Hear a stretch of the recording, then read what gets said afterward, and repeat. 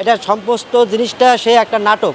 একদিন পর সে মিডিয়ার ডাক দিয়া 50,000 টাকা দিয়েছে আর চাকরি দেবো এই কথা বললে আমাদের আর কোনো যোগাযোগ করার চেষ্টা করে না। এই বর্তমানে 50,000 টাকা, আমার গাড়িটার দাম ছিল 1.5 লক্ষ টাকা। 1.5 লক্ষ টাকা গাড়ি দিয়ে 50,000 টাকা দিয়ে আনছে। আমি যে খাইয়াছি না খাইয়াছি এই পর্যন্ত সে দেখে নাই।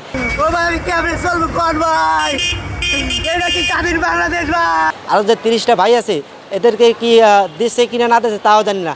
এজা যে যা করছে এই পর্যন্ত যা করছে এগুলো সম্পূর্ণ নাটক। এটাই আপনারা মনে করেন চালন্ত প্রমাণ। আমি নিজে যা এই পর্যন্ত মনে করেন আমি তো এই যে 50,000 টাকা পাইয়ে আমার এক জায়গায় 50,000 টাকা দেওয়া লাগছে। যে ব্যাটারি যে জায়গায় কিনছি ওই জায়গায় আমার দেওয়া লাগছে। এখন বর্তমানে আমি খুব অসহায় আছি। আমি কি আপনাদের কাছে একটা জিনিস অনুরোধ করতেছি যে আমি কীভাবে ফ্যামিলিটা চালবো এটা দেশবাসীর কাছে।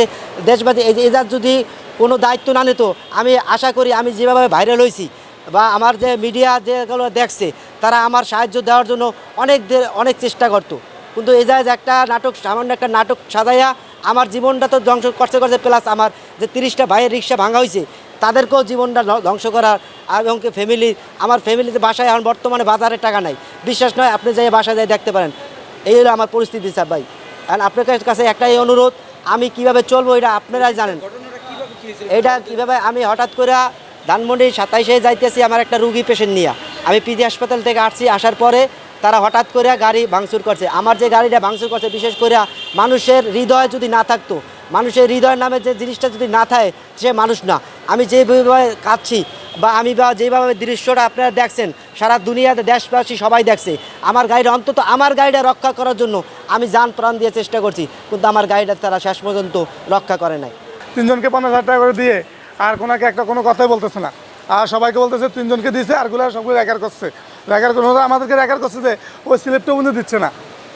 আমরা কী অপরাধ করছি? ঠিক আছে, আমরা আপনাদেরকে ওনার দললে হয়তো আমাদেরকে 2 দিন 1 দিন সাজা দিয়ে গাড়িটা ছেড়ে দিতে পারতো, কিন্তু উনি আমাদের গাড়ি ডাইরেক্ট না শুনে ডাইরেক্ট গাড়ি ভেঙে ফেলছে। ঠিক আছে, আমরা অন্যায় করছি মানতেছি। আমরা মেন রোড উঠছি যখন অন্যায় করছি, আপনি আমাদেরকে 2 দিন সাজা দেন বা 3 দিন সাজা দেন, এরপর আমরা এলে 1,000-1,200 টাকা আমরা ছুটে নিয়ে আসবো। কিন্তু উনি তো আমাদের গাড়ি ডাইরেক্ট না শুনে ডাইরেক্ট ভেঙে ফেলছে গাড়িটা। এখন যে ভেঙে ফেলছে ঠিক আছে, আমরা এখন এই ক্ষতিপূরণ কীভাবে পাবো? এখন মালিক বলতেছে যে আমাদেরকে ক্ষতিপূরণ দেওয়ার জন্য। এখন ওই টাকাটা আমরা কীভাবে পাবো? আজকে 1 সপ্তাহ ধরে 8 দিন ধরে আজকে না খাই আসছে। ঠিক আছে, ওনারা তো মালিকের এই কথা শুনতেছে না। মালিকে বলতে তুমি কী করো না করো ওইটা তো আমার দেখার বিষয় না, আমার থেকে টাকা দেওয়া লাগবে।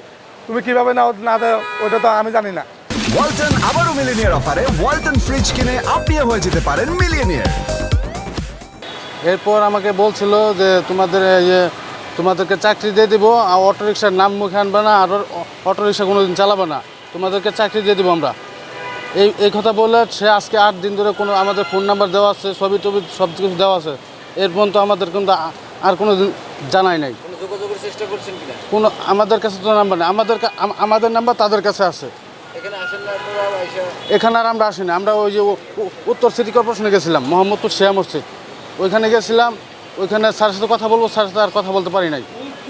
গেছি 2 ঘন্টা 2.5 ঘন্টা বই থেকে আমি বললাম।